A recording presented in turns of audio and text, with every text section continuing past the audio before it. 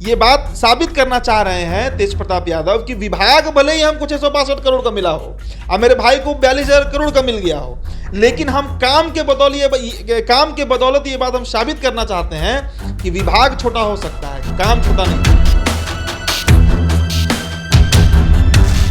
उनको ये बात अपने काम के बदौलत प्रूव करना है, काम कर सकते हैं वो, सिर्फ विवाद में नहीं रहेंगे।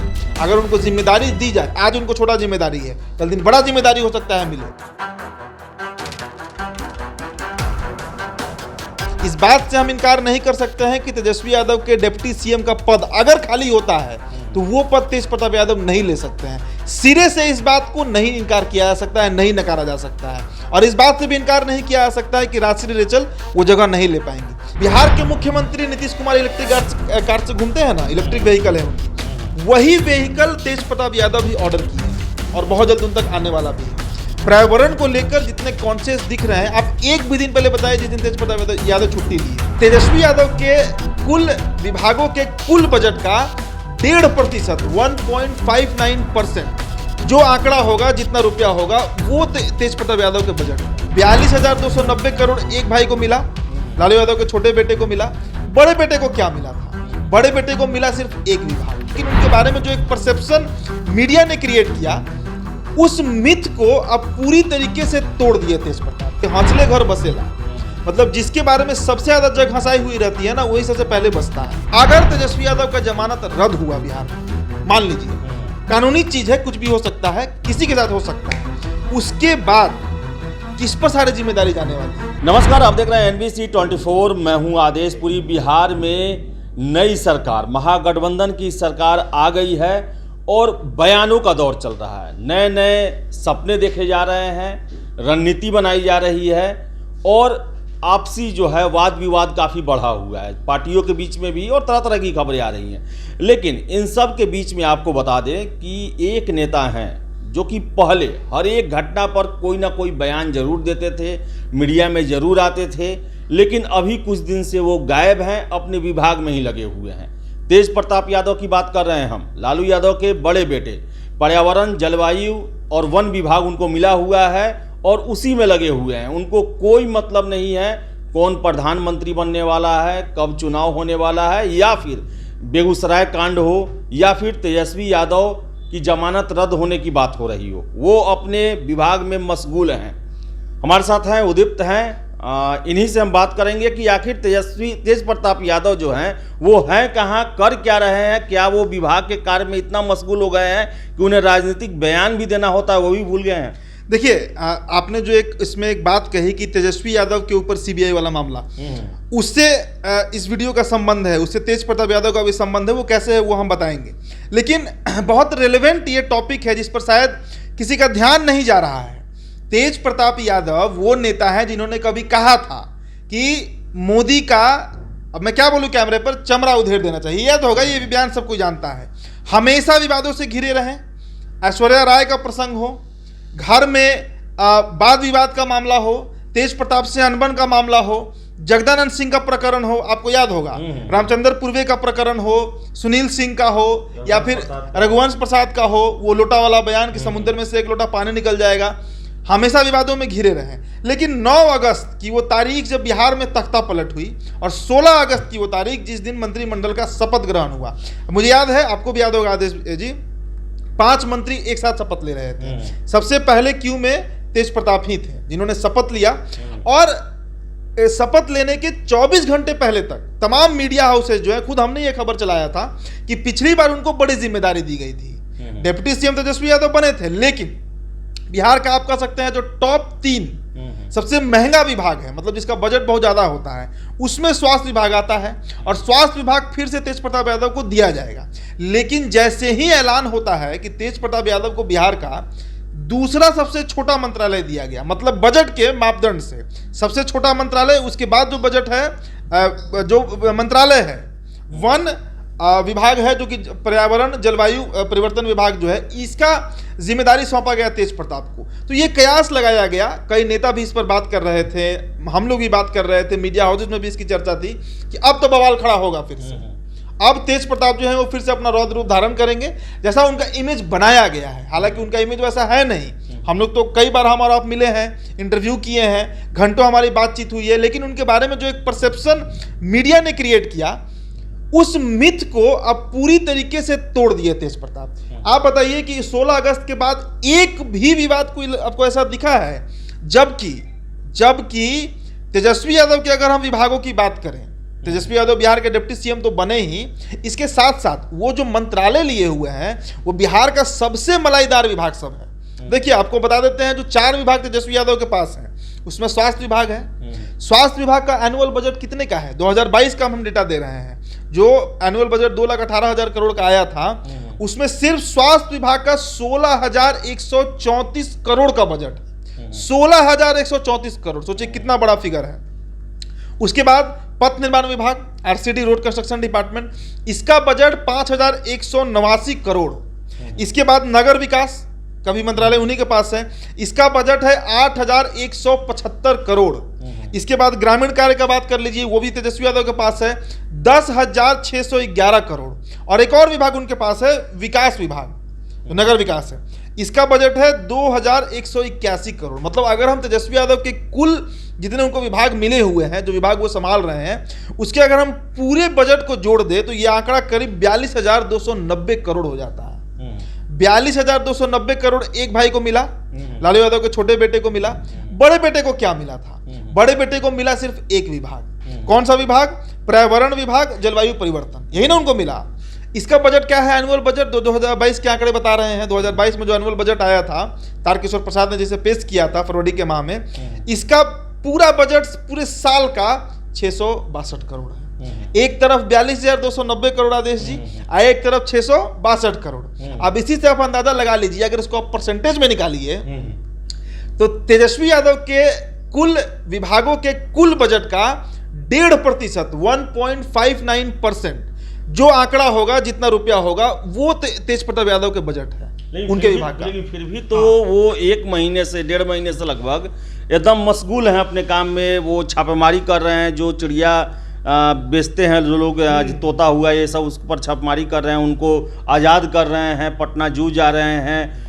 साफ एकदम दिन दुनिया से मतलब खत्म कर दिया है। कारण इसके पीछे समझिए, एक जो देखिए नेता का इमेज बिल्डिंग 2 तरीके से होता है। एक नेता खुद करता है अपने आचरण से, और दूसरा मीडिया करती है। तो मीडिया तो पूरी तरह खिलाफत में रही है तेज प्रताप यादव की। अभी भाई सरकार बनने के कुछ दिन पहले जो कांड हुआ, वो जो एक्टिविस्ट के पत्रकार हैं, पूरे बिहार में ये सुर्खी बनाई इस खबर का। उसके बाद आप देखिए, उन्होंने मानहानि का केस कर दिया था कई चैनल पर, बड़े वेब पोर्टल से लेकर नेशनल मीडिया पर। फिर 24 ही घंटा के अंदर में उनको दावत और बुलाए, खाना भी खिला देते हैं। तो इस तरह का जो बार बार होते रहता है, इससे तेज प्रताप यादव का एक पूरी तरीके से निगेटिव इमेज मीडिया में बना हुआ था। लेकिन 16 अगस्त से आज 19 तारीख हो गया, 19 सितंबर, करीब 33 दिन बीत गए हैं। तो एक कहावत है ना, हम लोग के भोजपुरी में कहावत है कि हौसले घर बसेला। मतलब जिसके बारे में सबसे ज्यादा जग हंसाई हुई रहती है ना, वही सबसे पहले बसता है। अब देखिए ताजा मामला तेजस्वी यादव के सीबीआई जो है दिल्ली में विशेष अदालत में क्या कहा है वहां पर? सीबीआई यही ना कहा है कि इनका जमानत अर्जी अब रद्द किया जाए। कारण क्या है कि जब सीबीआई का रेड हुआ था, उसके बाद तेजस्वी यादव जो आक्रामक तेवर में आए थे, अचानक पार्टी कार्यालय से उन्होंने प्रेस वार्ता किया, और उस प्रेस वार्ता में जिस तरीके का शब्द उन्होंने प्रयोग किया, वो सभी बातों को रखा गया है कोर्ट के सामने, और कहा गया है कि वो हमारे बोल रहे हैं बार बार कि सीबीआई वालों का भी परिवार है, हमेशा नौकरी में ये लोग नहीं रहेंगे, कभी तो रिटायर होंगे। उसके बाद उन्होंने कहा कि सत्ता भी बदलेगी दिल्ली की, तब हम इनको देख लेंगे। मतलब तेजस्वी यादव को जमानत लेते समय उन्होंने जो कोर्ट से ये वादा किया था, कोर्ट के सामने इसी शर्त पे उनको जमानत मिला था कि किसी भी प्रकार की जो जांच होगी उसमें वो हस्तक्षेप नहीं करेंगे। लेकिन अब तो सीबीआई खुलकर कह रही है कोर्ट में कि वो हस्तक्षेप कर रहे हैं। सिर्फ हस्तक्षेप नहीं कर रहे हैं, डरा धमका रहे हैं। और किस परिवार से आते हैं? उनके माता पिता दोनों किस राज्य के मुख्यमंत्री रहे हैं, पिता उनके रेलवे मंत्री रहे हैं। मतलब एक बेहद प्रभावशाली परिवार से आने वाले तेजस्वी यादव सीबीआई के काम में ऑब्स्ट्रक्शन पैदा कर रहे हैं। 28 सितंबर को सीबीआई को माफ कीजिएगा, कोर्ट को जवाब देना है तेजस्वी यादव को। अगर हम एक इमेजिनरी सिचुएशन की बात कर रहे हैं, हम इसको खबर से नहीं जोड़ रहे हैं, अगर तेजस्वी यादव का जमानत रद्द हुआ बिहार में, मान लीजिए, कानूनी चीज है, कुछ भी हो सकता है, किसी के साथ हो सकता है, उसके बाद किस पर सारी जिम्मेदारी जाने वाली है? किस पर बिहार जाएगी? अब देखिए, अब राष्ट्रीय रेचल का नाम अगर लिया जाए तो राष्ट्रीय रेचल के बारे में हम उनके नाम से इनकार नहीं कर सकते हैं। अचानक राबड़ी देवी भी आ गई थी सत्ता में, लेकिन राबड़ी देवी गोपालगंज में जन्मी थी। राबड़ी देवी पटना के वो जो है वहाँ पर बीएमपी का जो है वेटनरी कॉलेज के चपरासी के घर में भी रही हैं। राबड़ी देवी एकदम मतलब आप कह सकते हैं मंझी हुई महिला थी, जो खांटी बिहारी महिला होती है। राष्ट्रीय के साथ वो फैक्टर नहीं है। जन्म कहीं और, पालन पोषण कॉन्वेंट स्कूल में दिल्ली, और मतलब एक अलग डायमेंशन में उनका पूरा। सोनिया गांधी जब बन सकती हैं तो फिर रेचल क्यों नहीं बन सकती? कहाँ बोल रहे हैं क्यों नहीं बन सकती हैं? हम ऐसा नहीं बोल रहे हैं कि रेचल राष्ट्रीय नहीं बन सकती है। बनने को वो मुख्यमंत्री भी बन सकती हैं। लोकतंत्र है, जिसको चाहेंगे उसको बना सकते हैं अगर मैंडेट आ जाता है तो। लेकिन तेज प्रताप यादव, चूंकि हमारा स्टोरी उन्हीं पर है, खुद के क्रेडिबिलिटी को और खुद के काबिलियत को ये बात साबित करना चाह रहे हैं तेज प्रताप यादव कि विभाग भले ही हमको 662 करोड़ का मिला हो, अब मेरे भाई को 42,000 करोड़ का मिल गया हो, लेकिन हम काम के बदौलत ये बात हम साबित करना चाहते हैं कि विभाग छोटा हो सकता है, काम छोटा नहीं होता है। एक और खबर आपको बता दे रहे हैं, उनके अगल बगल के 2-3 जो लोग हैं उनसे मुझे ये खबर मिली है। बिहार के मुख्यमंत्री नीतीश कुमार इलेक्ट्रिक कार से घूमते हैं ना, इलेक्ट्रिक व्हीकल है उनकी, वही व्हीकल तेज प्रताप यादव भी ऑर्डर किए हैं और बहुत जल्द उन तक आने वाला भी है। पर्यावरण को लेकर जितने कॉन्शियस दिख रहे हैं, आप एक भी दिन पहले बताइए जिस दिन तेज प्रताप यादव छुट्टी लिए हो।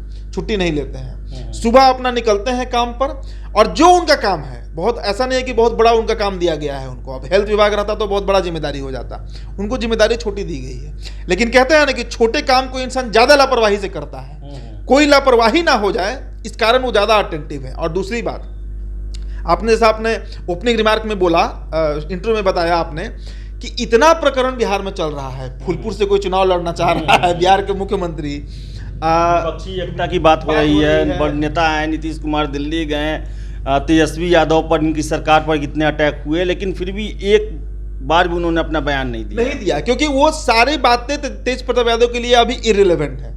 तेज प्रताप यादव के सामने जो सबसे बड़ा चैलेंज अभी है, वो अगले 6 महीने में इनको खुद को प्रूव करना होगा। और किसकी नज़र में? बिहार की जनता से ज़्यादा अपने पिता और माता लालू प्रसाद यादव और राबड़ी देवी के नज़र में ये बात उनको इस्टेब्लिश करना होगा। उनको ये बात अपने काम के बदौलत प्रूव करना है कि काम कर सकते हैं, वो भी सिर्फ विवाद में नहीं रहेंगे। अगर उनको जिम्मेदारी दी जाए, आज उनको छोटा जिम्मेदारी है, कल दिन बड़ा जिम्मेदारी हो सकता है मिले, परसों बहुत बड़ा जिम्मेदारी भी उनको मिल सकता है, बड़ी ताजपोशी उनकी हो सकती है, तो उस कंडीशन को भी वो संभाल पाएंगे।